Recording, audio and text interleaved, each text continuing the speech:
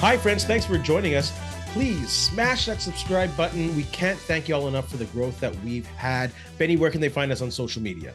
Yeah, you can find us. We're at Ray Benny Sports. We're on Twitter, Instagram, Facebook, everyone's favorite TikTok. Don't forget, check us out on Reddit as well, and leave us a rating on your favorite podcast provider.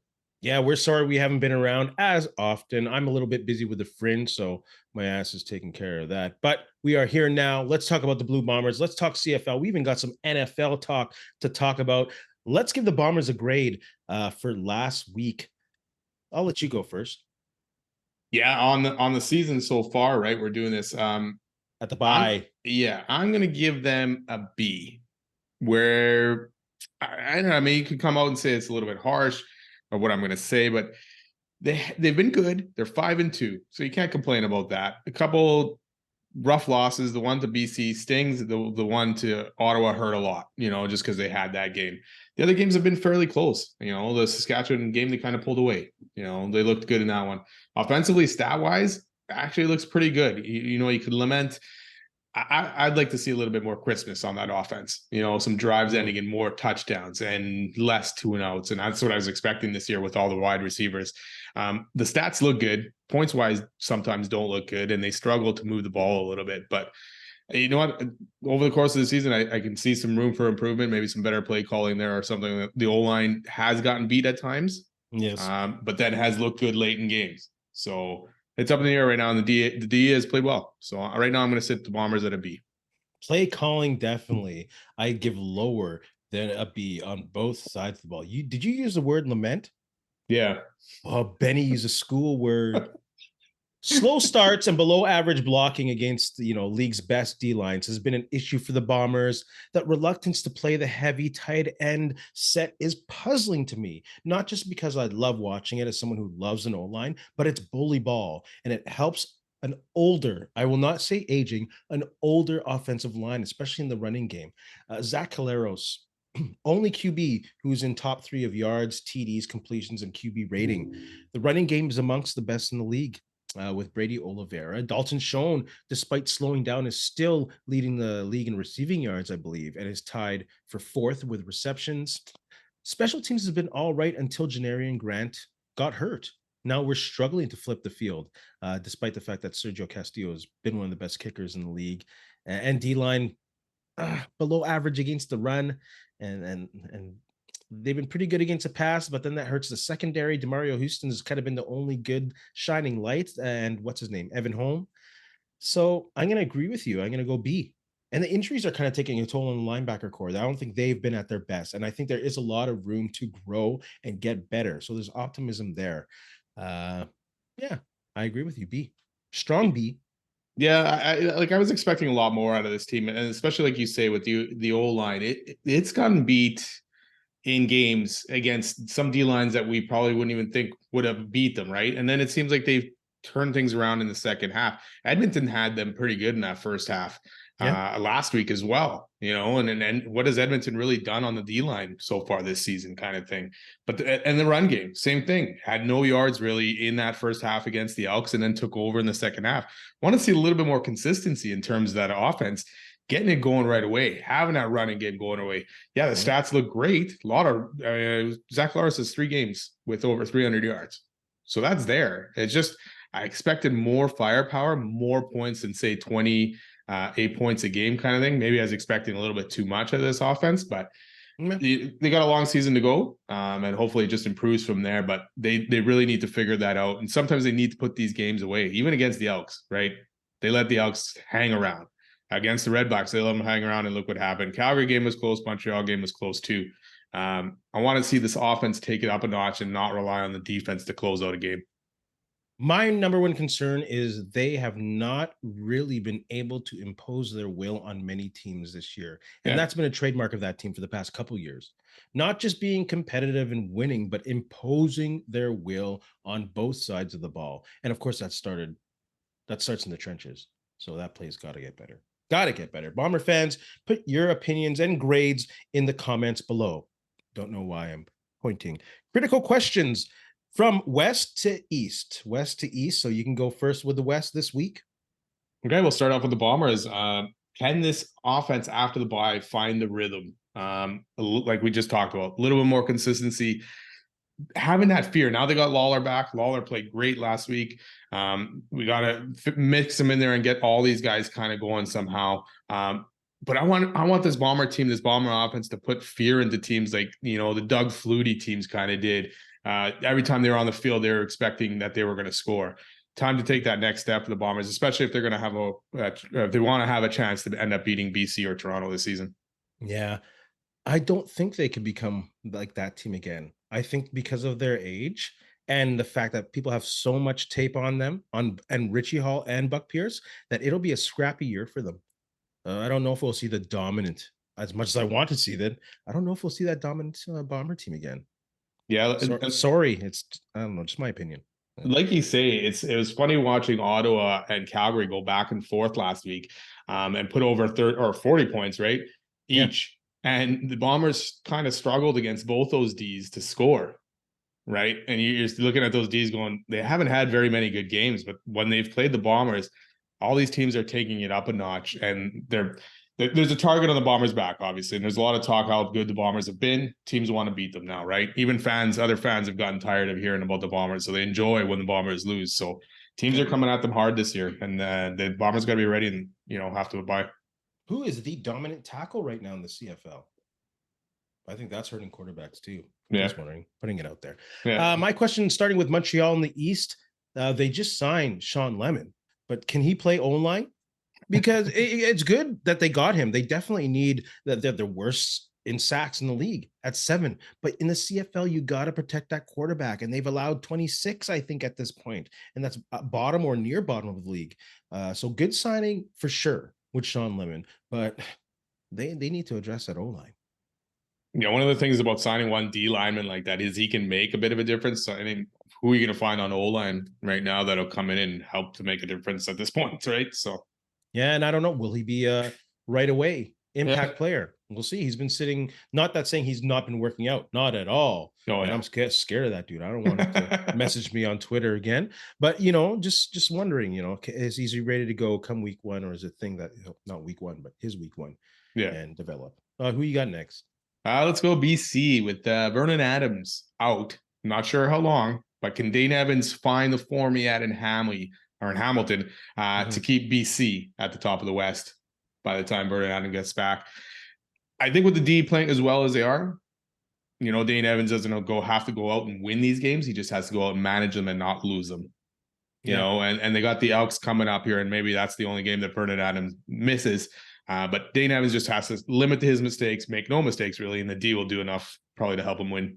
Yeah, lean on that running game. Lean on that running game hard, because they got Butler and what's his name's? Not Butler anymore. Butler got some carries last week, but they have Sims as well. Is that Shivers? BC. Thank you. But not Butler. No, Butler's in Hamilton. Who did they have? Mazel. Oh goodness. We'll talk Butler later. Hamilton. No, I'll start with Toronto. Toronto, can the Argos stay undefeated? Yes. Saskatchewan, they've been all over the place. Toronto is too composed. They have all the momentum right now. I can't see Saskatchewan taking this game in Toronto. And it's good to see Toronto fans are getting louder. That's starting to get encouraging. Not consistently at 20,000, but they're getting better. This is the Atlantic Canada game, so this is not even in Toronto. So that's right. It is Atlantic Canada. Yeah. So Saskatchewan might actually have more fans. No, they probably will. And yeah, I mean, the game's sold out, right? It's probably a lot of them are probably Rider fans making the trek. So I forgot about that. I don't think I'd change my opinion on it. No, it's not going to change anything. Maybe if it was at Mosaic, yes, but no, not now. No. They might have, I even have Mosaic. I mean, they're not the scary team that they once were at home, you know, back into more and so in Taylor Field, really. Right? Without a doubt. They're like the Bombers when the Bombers moved into IGF, right?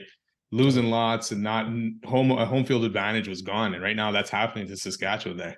Did they lose their first game? Yeah, to the Bombers, right? No. In IGF? Did we beat Montreal? I know it was Montreal. Yeah, I think so. We might have, but they didn't. They didn't have a lot of success there early on. So, jeez, all right. Who do you got next? Well, might as well go Saskatchewan. Yeah. Mason Fine, good numbers last week, but a lot of short yardage stuff. He had that one deep pass late in the game. So are they going to open up this offense to see what Fine can do and include the run game? They need that run game going at this point as well. Morrow basically did nothing last game. You got a young guy starting at quarterback. If you want to give him a chance, especially coming up to this Argos D, you got to let him open things up and use his running game a bit more, or he's going to struggle. And obviously, I mean, they scored 9 points last week. So that's not good. No. And it's in the CFL, again, yeah, jeez. And it was play calling last year, or their offense last year, that struggled. Their D played well. Yeah. But yeah, they got to get that offense going. Let's talk about Ottawa. Can Dustin Crum continue his meteoric rise? Yes. Against Hamilton, I think so. They don't have a very good pass rush right now, and they just traded one of their better defensive linemen. So I see Crum getting some time to read the defense and get more confident in the passing game. So I think this is a good game for him to keep developing as quarterback. Yeah, I think I agree with that as well. And Crum, his using his legs has been great too. So, I mean, he almost beat Hamilton when he came in there for the injured Mazzoli, right? He was 2 yards away from at least tying that game. And, maybe it would have been 3 overtime games in a row, but he's looked pretty good so far. And I'm liking what I'm seeing from Ottawa. Yeah, they're exciting. Go Bobby Dice. Yeah. Calgary, can Dave Dickinson figure out how to fix this team? When it looked like he maybe turned things around with that win against Saskatchewan, going toe to toe and losing the battle against Ottawa at home as well in a great game. Obviously, not great for defenses or anything, but great game. Dave Dickinson's got to figure this out with the 2 roles of GM and coach. I don't know if he's up for the task for both of those. And Jake Meyer has actually looked better. He did. Yeah. But I don't, it's too much right now. Too much for him. Hamilton, and we will talk about this later, so I won't really delve into it, but was the Davis trade wise? Man, I didn't get much in return, but we'll talk about it in a bit. I don't think so. What's up? Yeah, we'll talk about it in a bit. I'll move on to the Edmonton Elks at this point. When will they get a win? Looking at their schedule for the next little bit, you got the Lions and the Bombers both at home. Yeah, unless you can disrupt Dane Evans enough. But I still don't think that that BCD is going to let Edmonton run all over them or pass all over them or anything. So, yeah, Hamilton, maybe in 3 games, but that's in Hamilton, which is probably better for the Elks because they're on the road. But man, Ottawa after that, then Calgary Labor Day. It's getting pretty rough out there. I think in our preseason or whatever preview, I think I said Edmonton might win it, one of those Labor Day rematch games. Yeah, and that's it. I think I cracked earlier on in the year when I said Edmonton might win in Ottawa. Yeah, and they didn't. Nope. But any which way, it might be maybe Labor Day. So then let's talk about the Davis trade. Good, bad, thoughts? Go ahead. It's right. I mean, right now with Hamilton, I mean, nothing was really going well for them after signing all those guys on D. I thought at least their D would be very good this year. And that's what, and we made our predictions. That was one of the things I was basing it on, not necessarily Bo Levi Mitchell being there. But his stats, Jagarrett Davis's stats have not been great so far, and they're paying him. I think it was 153 guaranteed. Like he got a signing bonus already, so I think they still had 153 left. Yeah. So you get them off the books and maybe you open up a little bit more salary cap because they're dealing with some injuries, so that might help. But I don't know. It's a good move for Calgary. It helps shores up their D line because they're facing some injuries as well. For Hamilton, yeah, I don't know what it does for them or what they're doing with it, but good move for Calgary. A 6th rounder. Yeah, a 6th rounder. Are you kidding me? Like, he's one of those players where you hold because you still have a lot of time and you're in the East. So come October, November, when players are actually getting hurt and you need a prime guy in the rotation, I think it's a mistake on Hamilton's part. I think with Bo Levi coming back, him having a chance to, digest a lot of the offense and, get healthy. I don't know. I don't know. I don't think it's a great move. Yeah, Hey, may help Calgary out, may help them solve some of their issues on D. Yeah, and I get the salary cap thing. Yes, I Yeah. understand that. Yeah, but I don't know. Too early, I think. And well, when's trade deadline? Yeah. I can't remember in the CFL ever. Week 10? Maybe. Let's go with All right. it. Friends and neighbors, when is the CFL trade deadline? Uh let's talk about the roster and the ratio because that seems to be coming up every week. And especially with quarterbacks getting hurt, people are like, oh, see, that's what happens when you have Canadians. Too many. I don't agree with that. I don't agree with that because when Adams got hurt, he beat the tackle who's an American got beat. So it's not a Canadian tackle who got beat. But any which way, if there's anything that you had to change about the ratio and you can't say pass or push, what would you change about the ratio? Just going with that with the quarterbacks thing, it says here that you can have three, no designation. So you don't necessarily, you can have three American QBs, right? And Yeah, they're not absolutely. included in all the other numbers. So I don't see what the issue is there. It's not like the CFL is forcing him to have one Canadian quarterback, which I'd actually wouldn't mind seeing, Yeah. but again, you do want to be quarterbacks that you need good quarterbacks in this league to make it strive, right? So it doesn't necessarily, you don't want to miss out on a better guy just because you have to have a Canadian player. So Mhm. um to me, it's like designated nationalized Americans replacing designated national players for up to 23 steps. Yeah. We already saw teams making a mockery of that earlier in the season. I haven't followed if more teams are doing that, but I don't like that anyways because you're just taking away snaps from a national player, and letting guys mess around, our teams, GMs, coaches, whatever, mess around with the roster and trying to find a loophole. And that's basically what this rule has become. So to me, I'd like to see that gotten rid of. That's a good one, actually. It's brand spanking new, pretty Yeah, yeah, much, but yeah, I agree. It's just convolutes things, and people are playing games.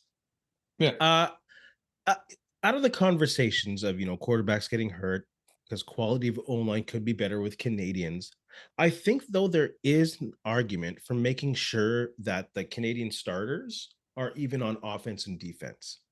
I think that'll help develop more players, more Canadian players, especially in the defensive secondary and in linebacker. If you even it out, because I think it's pretty heavy on offense, right?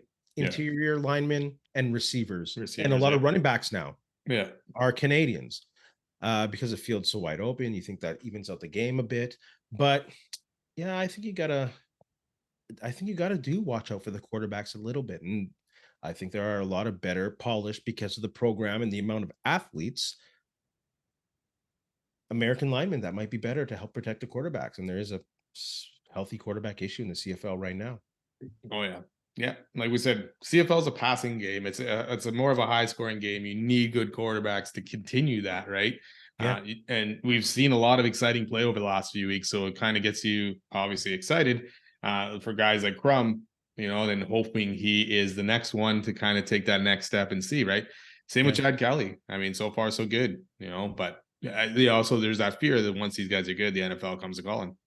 Yeah. Yeah. And I'm not going to own that idea. It was a great idea brought up by this dude, Todd, on the Facebooks on the CFL chatter and bomber chatter page. So I was like, man, that's a brilliant idea. Yeah, They should even out the starters and make it, play whether we're four Canadian offense, defense, and then you have a float, whatever you want. yeah, I like I like that. that. Quick and dirty predictions. We're going to do them a little differently this week. We're not going to go game by game, but by situation, which will be the game of the week in CFL week 7 or week 8. My goodness. Week 7. Eight. Week 8. There we go. Yes. I'm gonna go with the Stamps and the Owls. Yeah.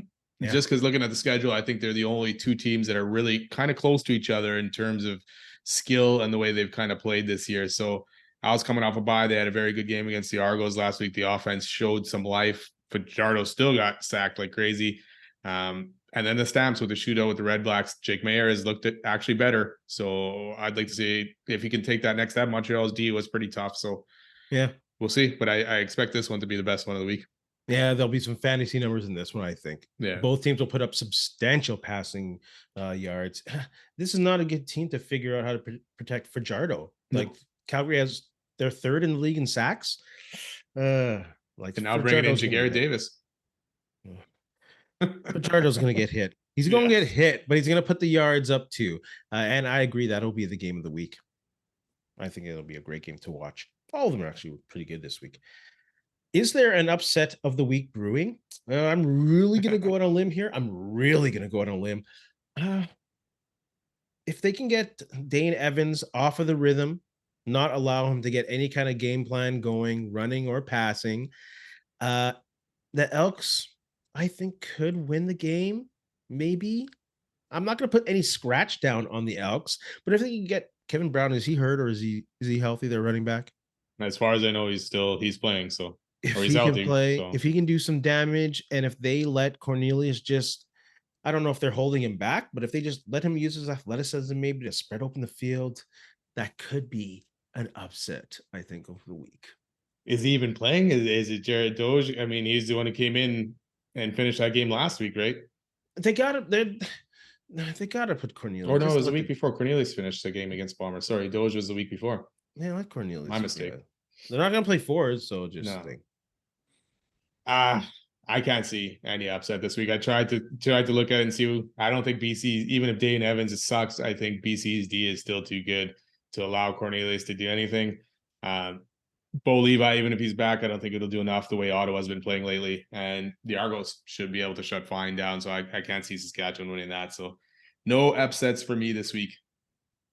Are you serious? Yeah. Nothing there. Not even gonna, he's going to take a push, ladies and gentlemen. That's not a push. The question was, is there an upset brewing this week? And I don't see one happening. Wow. Playing it safe with no money on the line. Come on. I'll put $50 on the line that there's no upset happening this week. Oh, that's risky. Which player will get the highest PFF ranking this week, do you think? Let's go Chad Kelly. I think he's going to light up the Saskatchewan Roughriders, and that offense is just going to keep humming for the Argos. It has been the best one so far this season, kind of what I was hoping or expecting out of the Bombers. So Chad Kelly's the guy. So good. He's getting to be good and better. Oh my goodness. I'm going to go with Matthew Betts on this one, I think. League leader in sacks against an O-line that's given up the third most sacks in the league. Despite the fact that Edmonton might be the only one who I think might get an upset, they'll be playing from behind, and I think Betts will be able to just pin his ears back and rush Cornelius and make him more vulnerable. So I'm going to go Matthew Betts on that, even though I really have no understanding of how PFF works. Yeah, neither do I. I tried to understand it, look into it a bit more, and I'm like, I'll just believe them. But they really have someone watching every play of every player and referring back and giving them grades? That seems ridiculous, actually, but I guess. Or one guy is just watching the game over and over and watching that player, a different player every time.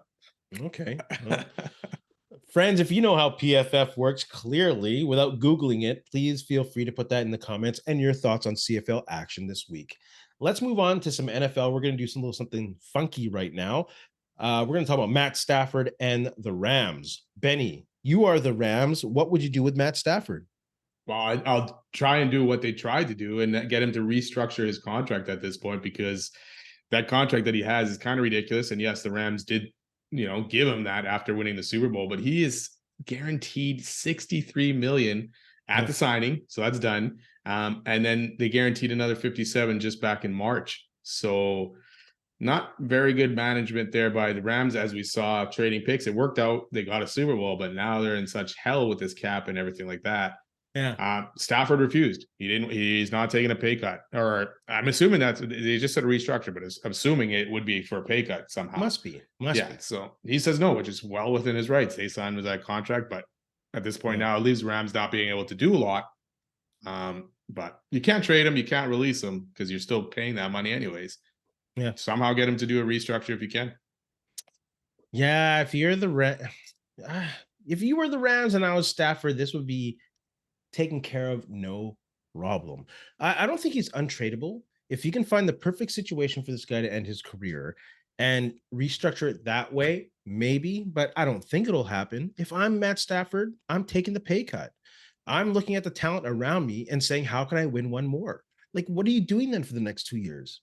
What are you doing? You're not trying to win a championship because they are handcuffed. They can't afford enough talent to get out of the NFC West even. No, you don't have any good years left. Like, you won the Super Bowl already. This is your legacy on the line now. You really want to finish out like you started with Detroit? Give me a break. Come on, man. But maybe that's the case. Maybe he knows he can't give much more, and he probably won't be lasting the whole seasons anymore. His body has taken a beating. He got hit a lot in Detroit, right? So yeah, he's facing so many injuries last year. He barely played. So who So knows how he's going then to be feeling physical wise. So he's probably just trying to cash in on the rest of the money while he can. I'm sure he's made enough, and he never Oh seemed like the yeah, guy who'd go out like that. Really, that's how he's gonna be remembered, as a guy who coasted the rest. Like, retire. At least Peyton went out trying to win a championship. You did know what I Payton mean? still have 57 million or whatever hanging around? Jeez. But I'm saying that's the way he went out. That he, Yeah. as bad as he was, no, sorry, he wasn't as good as he was when he was prime Peyton, but he was going for a chip. This Yeah, and he, guy, he was brutal that year, Peyton Manning. So jeez. And he took less money to get a lot of talent around him, or keep the yeah. talent around him. Like, I don't know. Matt Stafford. See, if I was Matt Stafford and you're the Rams, no problem. We'd get it taken care of. We would have signed Odell Beckham again. Our running backs getting shortchanged in the NFL. No. You know what? I think it's just where the league is right now. Running backs, it's more of a passing league. Wide receivers are taking up more of that share, that pay, and running backs are just in the background. Teams have shown they can win or have a decent running game without a good running back, right? Look at the Eagles. They had Miles Sanders. They got rid of him. He had a great season, but they realized that, you know, you got just Jalen Hurts.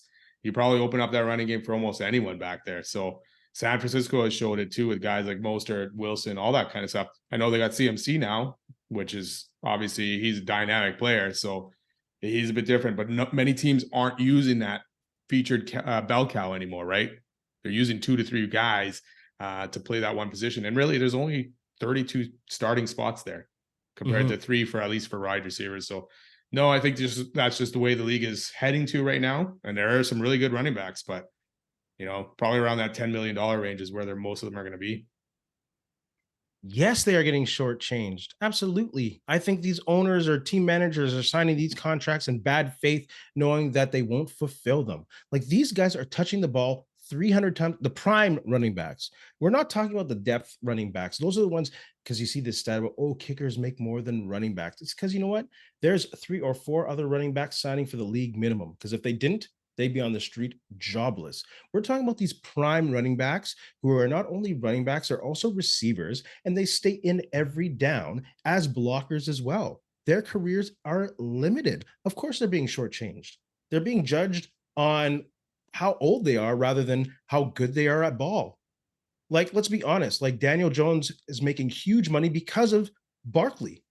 Like, that team would have been trash without a running back like Barkley. Yeah, I He was mean, a backbone of that team.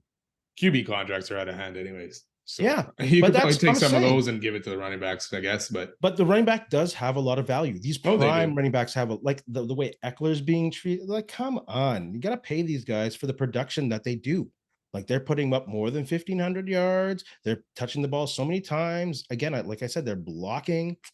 I think they are being shortchanged, and it's not fair to them. Yeah, I don't think anything's really going to be changing there anytime soon. The way things are going, I mean, you got guys like Barkley, who else is it? Pollard, Josh Jacobs still hasn't signed, right? But even this, like Barkley, stopped his holdout to gain $900,000 more. Mm-hmm. So why didn't you hold out longer at this point to try and get more of that, or at least not allow the Giants to use the tag on you again next year, kind of thing. So I think he kind of dropped the ball in these negotiations. He was steadfast that he didn't want to get paid 13, which was apparently offered or something. But at least get rid of that franchise tag, you know, for next year for him at least, it's right? horrible, but you can't. Yeah. That's a tool in the man. You can No, just for slap it him in on. his next, like signing this contract, going, okay, this is the last time you can use the franchise tag on me. And some teams have done that, you know. So Horrible. he could have got that at least. Shout out.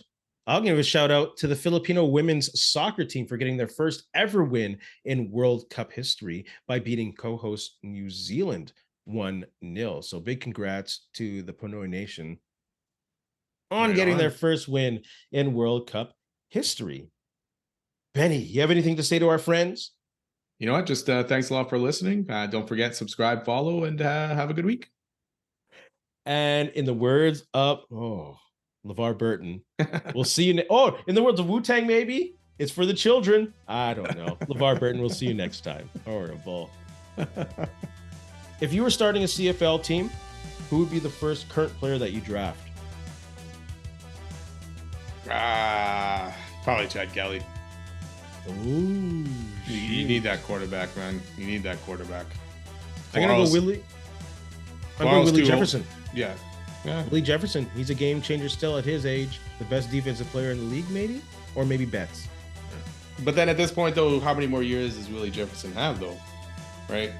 I give him a solid 5. Yeah, like he keeps himself in great shape, so you never know. He's not slowing down right now. No, I think he's actually probably playing better this year than last year, from what I remember. So isn't that crazy? Yeah. Hey, friends and neighbors, don't forget to check us out online on Facebook, TikTok, Instagram, and Twitter at Ray Benny Sports. And don't forget to check out our YouTube channel. Leave a like, leave a comment, tell us what you think.